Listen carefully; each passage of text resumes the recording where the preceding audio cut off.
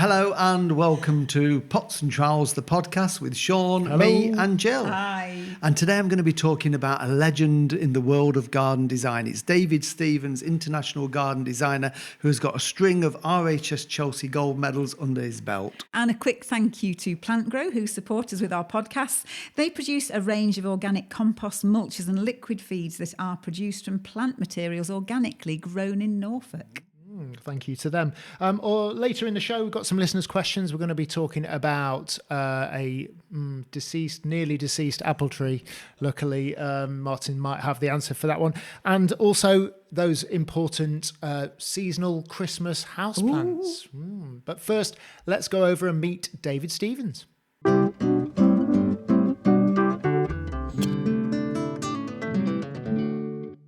David, lovely to see you, and thank you for joining us on the Pots and Trowels podcast. We've known each other for a long time. We've just been reminiscing before we started to record, and we think it's probably about 30 years ago we met. But before we talk about that, how did you get to be where you are now? You know, you're a world-renowned international garden designer, a string of RHS gold medals under your belt. Everybody knows you in the world of horticulture and garden design. But how did that all start for you, going back? Where was the very beginning? Well, it's a long journey up the garden path, really. But when I was at school, nobody really talked about horticulture or design or whatever. But I always loved drawing. I drew as a kid, and I've got quite good at it over the years. Then I left school and I went into the police force for 3 months. I couldn't stand much of that. I got a commission in Marines. I didn't go in for that because that would have been bad as well. And eventually I joined a firm making gold leaf and stamping foils. Gold leaf, which is beaten by hand. And a friend at the company played a lot of squash, and so did I. And he became a landscape gardener. And he said, well, why don't you do me a couple of drawings? I know you can draw. So I did that. And I got paid for it. I thought, well, that beats working for a living, doesn't it? So it seemed quite straightforward. So I joined him. He had a little garden centre, and I drove the company van and went down to Wandsworth plant auctions and bought plants. I hadn't a clue what they were.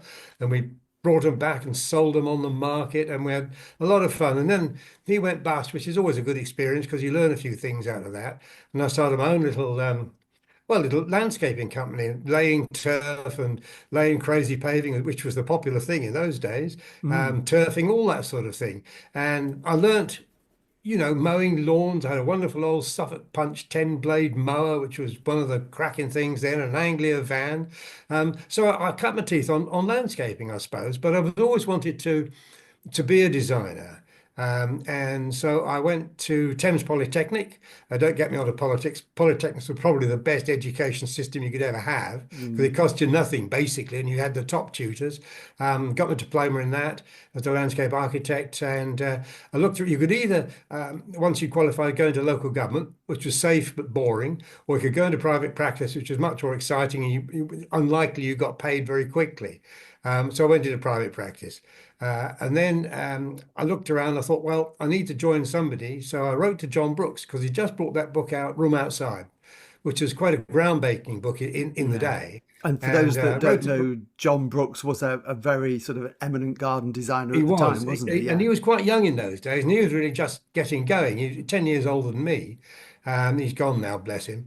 So I joined John, and that was when I went down to Zion Park, which was then the National Exhibition of Gardening, which was about the best place you could ever go as a young horticulturist, designer, whatever, because everybody exhibited there. All the nurseries were there, all the hard goods manufacturers were there. We had a products pavilion, and John and I really designed a lot of the little individual gardens there, a bit like Barnsdale, I suppose. A lot of these little individual gardens, which were sponsored by companies and firms and quite big companies, the electric power boards and all these people. It was fascinating.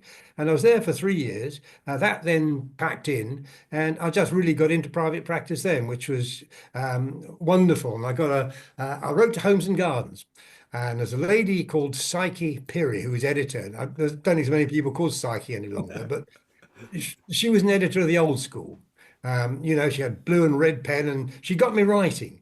And I ran their garden planning service for, years, actually. And I still do a postal garden planning service now based on what we did then. And that got me going. Then homes and gardens, the garden planning service, gardens over a certain size would buy private consultation. And I got some wonderful clients. One of the best clients was Bobby Moore. Oh, right, the Of footballer. course, yeah. England Yeah. captain, 1966 World Cup.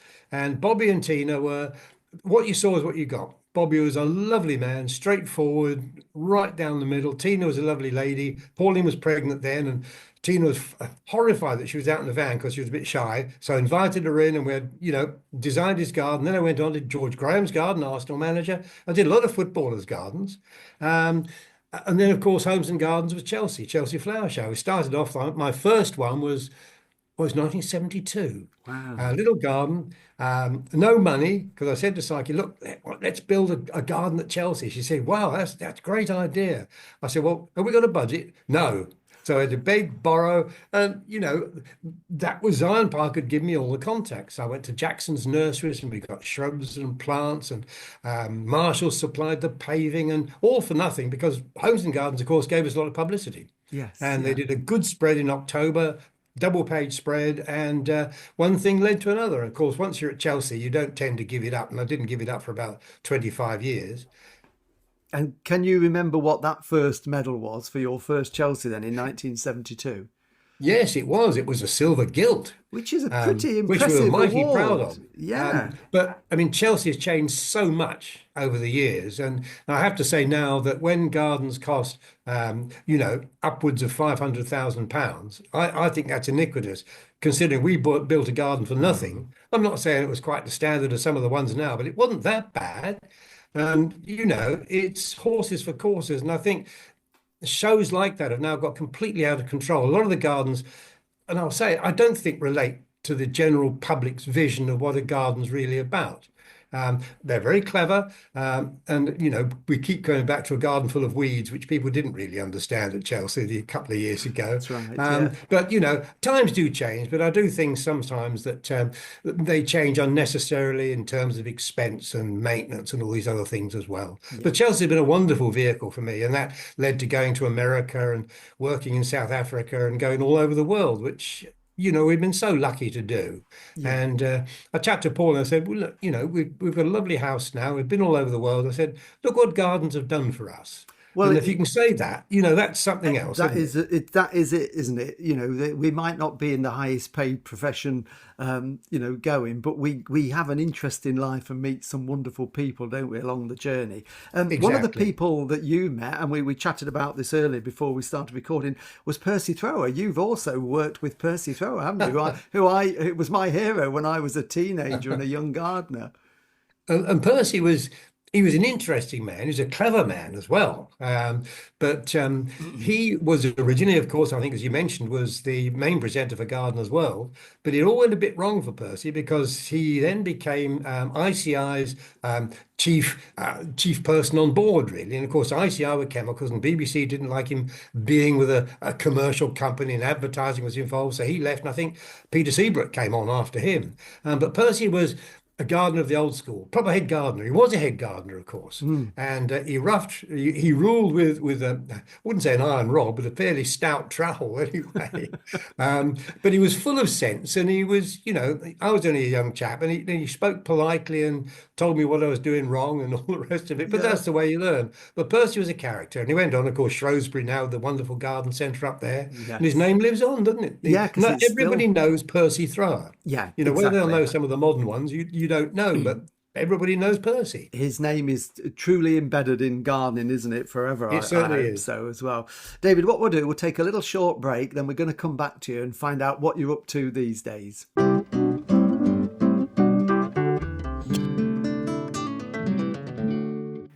Well, coming up later on, we've got a listener's question about an apple tree and how to try and resurrect a apparently dying apple tree, but it's quite a young apple tree, so we'll come to that question later. But first, crazy paving. That's a thing I haven't heard about for a long time. My childhood, I remember having a crazy paving path in my childhood.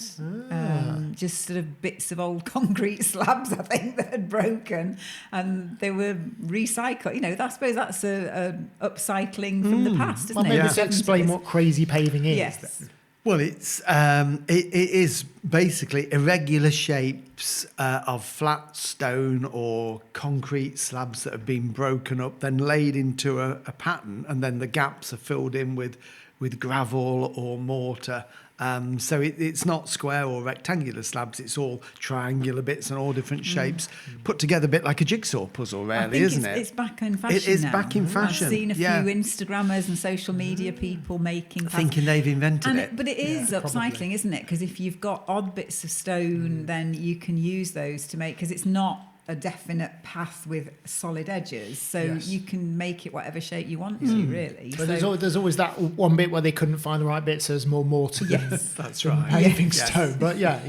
Yeah, but people used to do it years and years and years ago with, to do it in proper York stone, sandstone paving would have been expensive, but there would also always be reject ones that were broken, Yeah. and that would be a cheaper way of putting paths and terraces in. They didn't call them patios back in those days.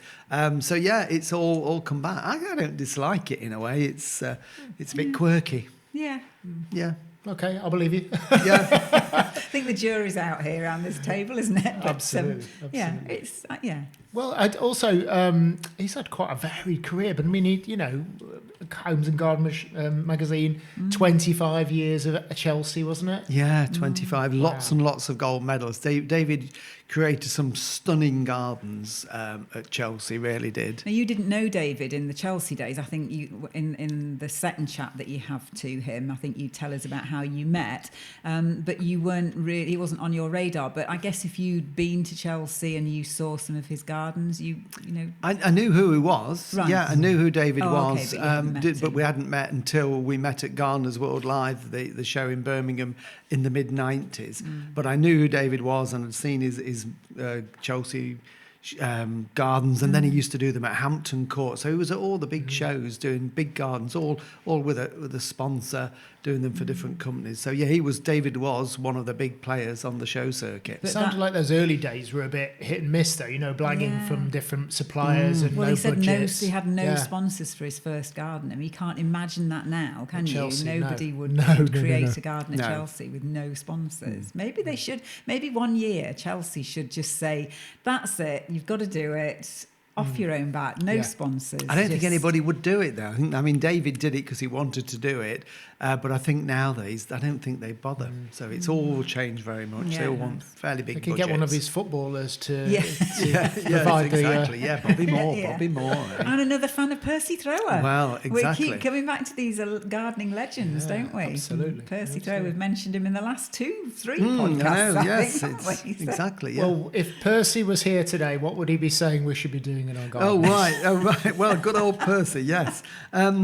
What would you be doing today in your garden? I would say if you've got bulbs growing in pots, then now's the time to check them. We've done a lasagna pot.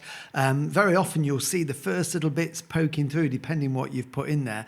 But what we do find is that sometimes the birds will scratch and sort of want to see if there's any grubs and insects in there, or sometimes squirrels. We've got a few squirrels around, and I know you've had squirrels, haven't you, Sean? Yeah, a few weeks ago I'd planted the garlic and the squirrels dug it out. So it's a war of attrition. Yeah. Did So you see them? did you replant it? Yes. Yeah. Yeah. And Well, have they we dug it planted out again?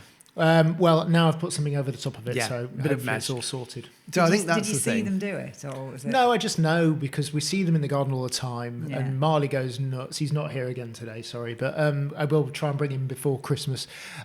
He goes nuts at the window and he wants to get out and chase the squirrels off his land. But no, I didn't see them physically do it, but I knew it was them. Yeah. Yeah. Yes. Well, squirrels will. So if that's the case, bit of wire netting over the top. But even if you haven't got the squirrels, just check them. Make sure that they're not too wet, because bulbs hate to be wet and soggy. So if you've got the pot directly on the patio or the path, just lift it up a little bit, put something to raise it off the ground so it drains. But if we've had dry weather, sometimes compost can dry out, so you need to check it, make sure they're okay. I'm actually going to do another mow of the lawn. I know it's December. We are now coming into the second week of December very soon, but the seasons have all changed. I'm going to refer back to Percy Thrower now. I've got an old book of Percy Throwers. He's sort of gardening through the year, and in October he talks about mow your lawn for the last time, clean it and put it away for next spring. How times have changed, because very often you're mowing right the way through till Christmas. So I'm going to give it one last topping, and I think then it will stand and look good right the way through the winter. And it's also the perfect time to start planting fruit bushes. So I know a few weeks ago we were talking about fruit bushes. So you'll be getting all the bare root ones in now to the garden centres, the nursery. So your black currants, your gooseberries, your red currants, raspberries, autumn and summer fruiting ones. You know, if you can get them now and get them in, it's great to help them start establishing. Good stuff. Good stuff. Well, remember, if you've got a listener's question, we've got some listeners' question coming up at the end of the show. Do drop us your listeners' questions there. That kind of made sense. I think Yeah, that made we sense. know what you mean. Yeah. What's the email address, Jill? info@potsandtrowels.com. Amazing. Well done. Let's hear some more from David.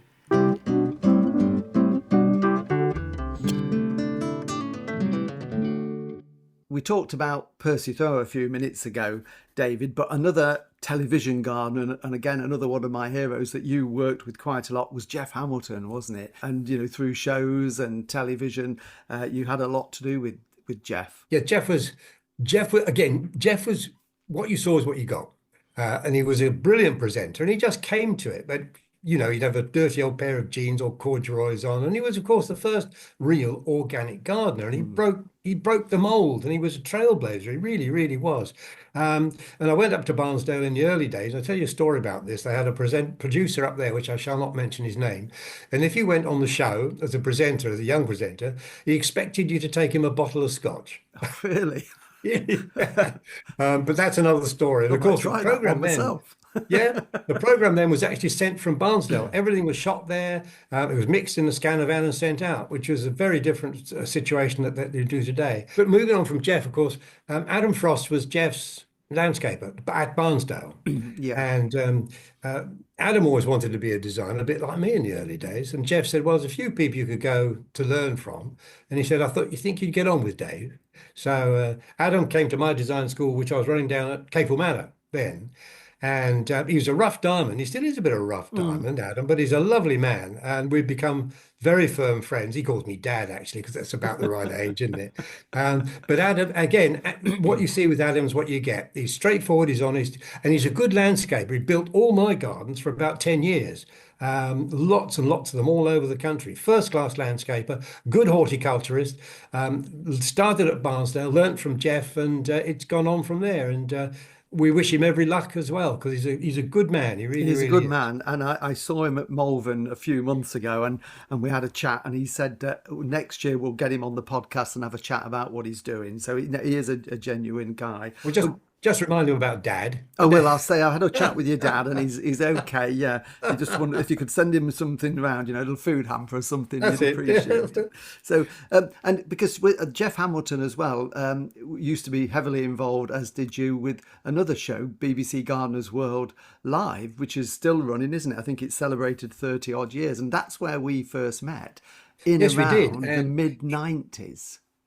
It's a good show, and I like it because it was the first garden show of any size in the Midlands. Everything had been sort of south-centric up until now, and you're a Midland to Northerner chap, and I am now. I live in the West Midlands, and it's a good job that there are more shows up this way. Of course, we've got Tatton Park and all the rest of them, but Tatton's another story now. That's all going a bit wrong, but no, Gardener's World is a different show altogether than Chelsea. It's at the NEC, it's vibrant, it's buzzy, it's got a different flavour. Got a really good plant marquee, some excellent, of course, Barnsdale showed there for many years. Rosie Hardy shows there, all the big nursery people show there. It's a good show, well worth going to, and it's often combined with a good food show, which commercially makes sense because the lady often wants to look at both the gardens and the food, and the men can come along and get a bit of fun as well. So good show, and it was a privilege to open it, and I did open it with Jeff on the very first show. And I remember meeting you and John Sterland there, and we had a laugh, and I think we've had a laugh ever since. We in actual have, fact, yes, which because is we've excellent. met lots. Well, I have got photographic evidence because we interviewed you for BBC Radio Nottingham, and I have got a photo, so we will make sure that is shown as part of this interview, David. I've got it here in front of me. Actually, we both look. Well, you look very slim. I'm a bit chunkier, but we both look very young. So yes. So to present day, you're still designing gardens? I mean, I don't suppose you're ever going to retire, are you? Because you just love gardens and horticulture. That's right. I mean, we were saying earlier on, the gardeners really don't retire. You just carry on, and eventually you get buried, and hopefully your body gets recycled, which is fair enough. Good organic material. Exactly. But yeah, I am still designing. In fact, funnily enough, been a quiet year. It's been a funny year financially, but suddenly I've got 3 big jobs in at the moment. Of course, they all come at one time, so you're racing around doing this, that, and the other, and they vary. I'm doing one, a tiny little courtyard. I'm doing one garden which is probably about 3 acres, and then another medium-sized one. And the thing about gardens is, as you know, they're all different. Different, A, because of their shape, size, and aspect, but B, of course, because of the people that own them. And a garden should show the owner's personality. And I always say to people, it's not my garden.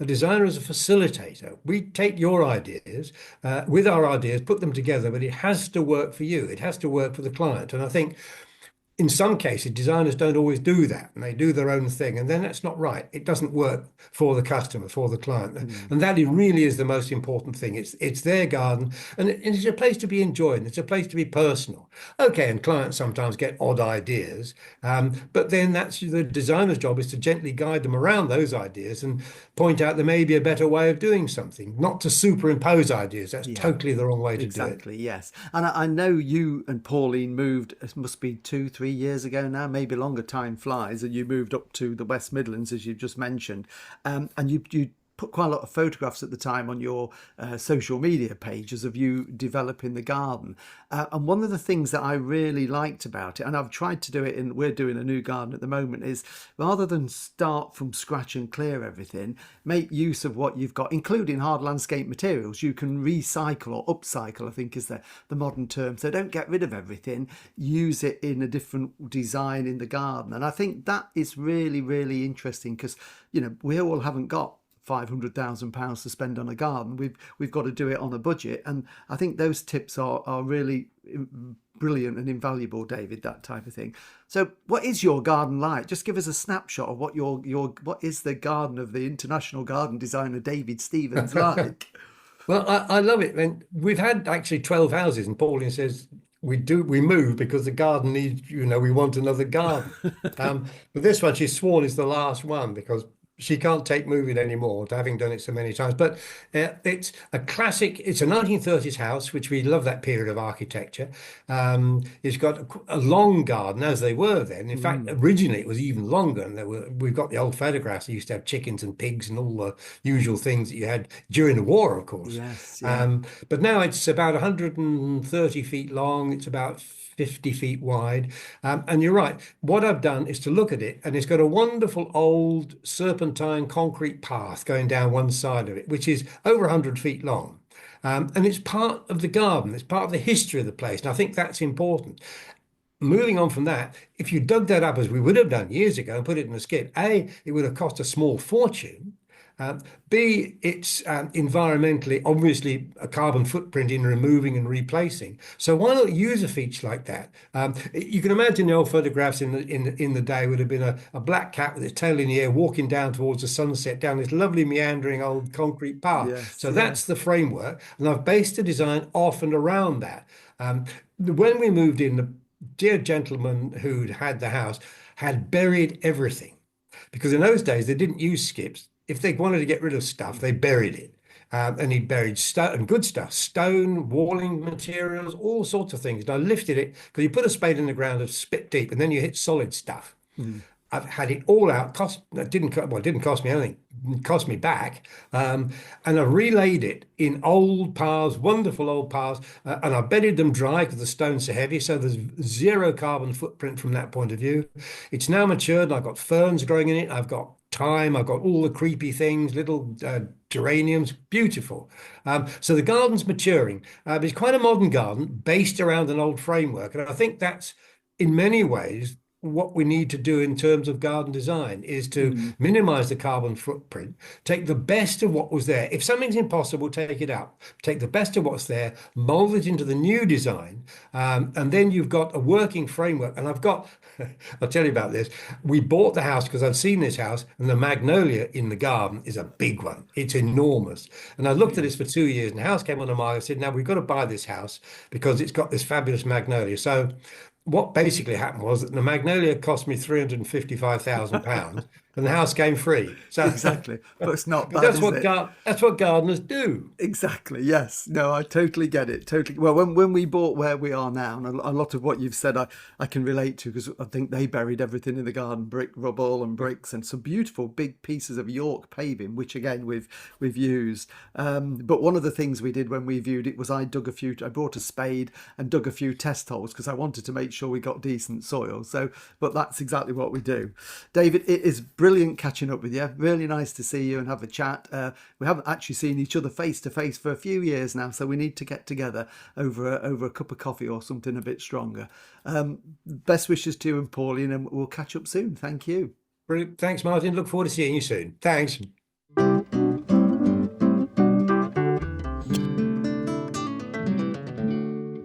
Well, David is a great chap, and I've known him for quite a long time. And he is a very, very good designer.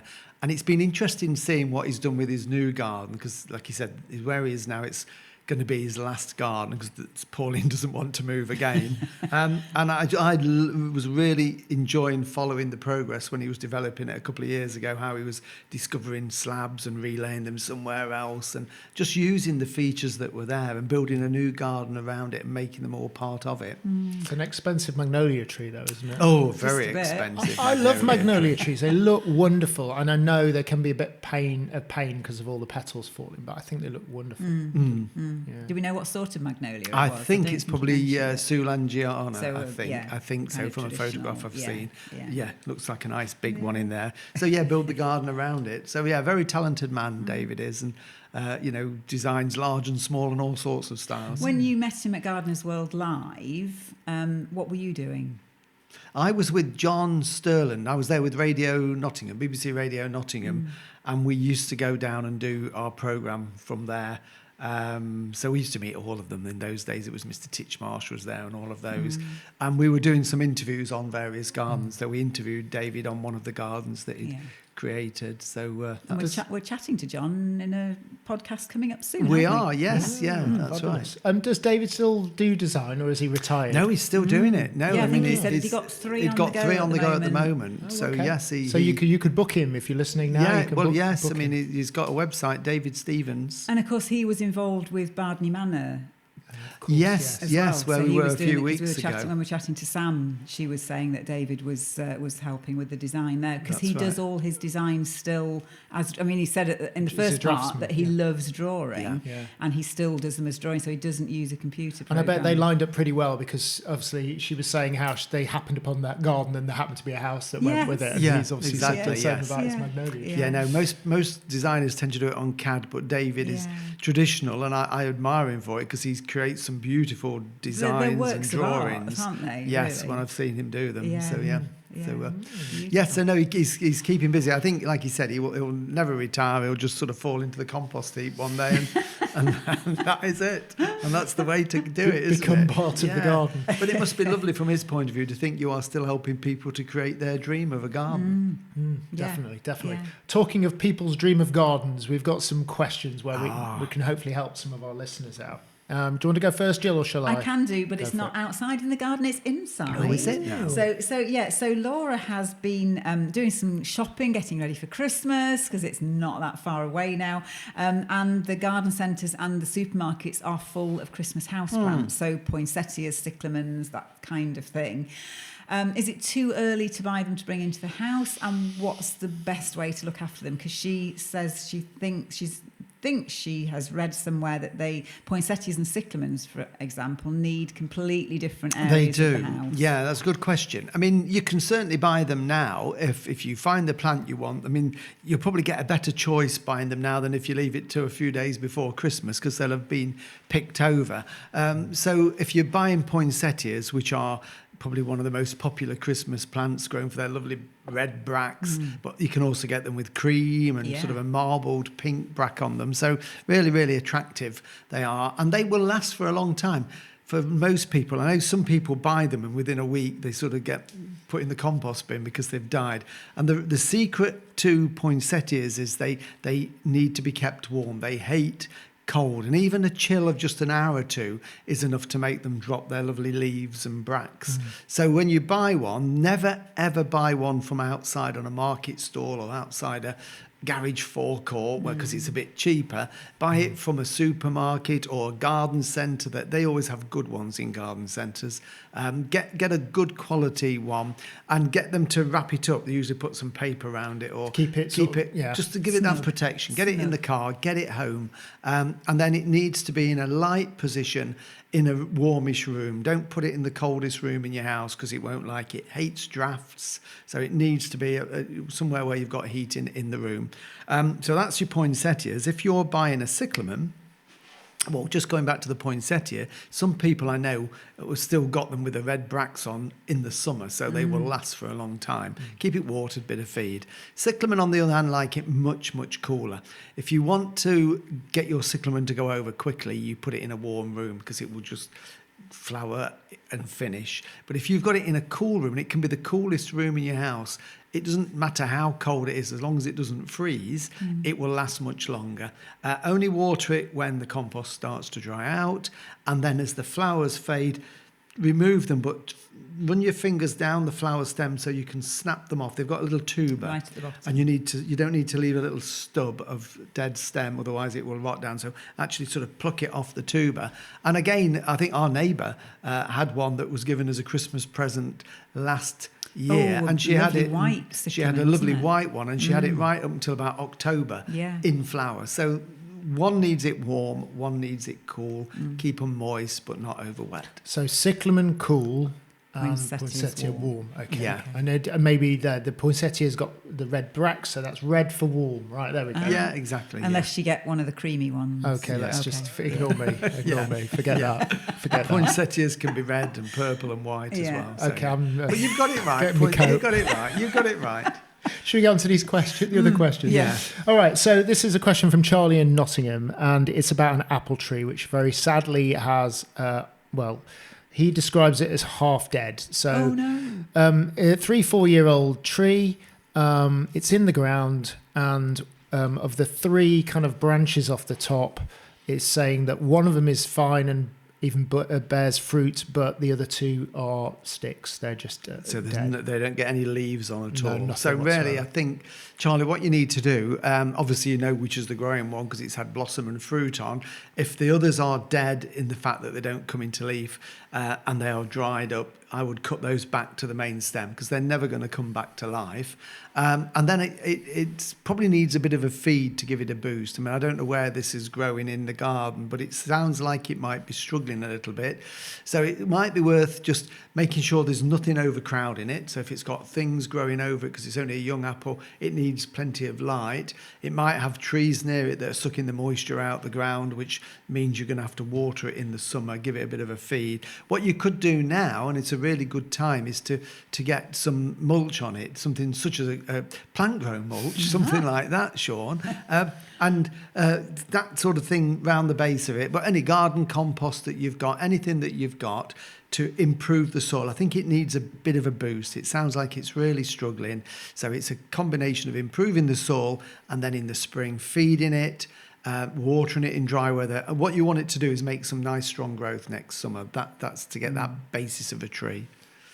Good stuff. All right. Well, hopefully that will help our listeners' questions for their questions, answers for their... You know what I'm trying to say. Yeah, well, we like lots of problems. If you've got anything, doesn't matter what it is, send it in and we'll have a go. Yeah, drop us an answering it email, for you. info@potsandtrowels.com, or even leave a comment on one of the videos. Absolutely. And Anything. even better, give us a review. Oh, if Yes. you've got a minute, yeah, that'll be amazing. And send pictures. Send us a picture because it's always good to see the plant as Oh, yeah, well. and on our video feed, we can then bring those up so that people can see those. So Exactly, the podcast is, if you've not realised, is also on YouTube with video now, so you can watch us as well as listen to us. Okay, Sorry about okay. that, those who can see me. I know.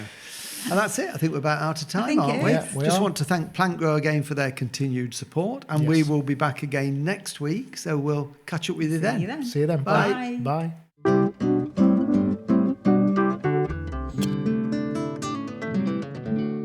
Watch the videos on YouTube or Facebook, follow us on Instagram, Twitter or X, and subscribe to the podcast and never miss a thing. For more information, go to potsandtrowels.com.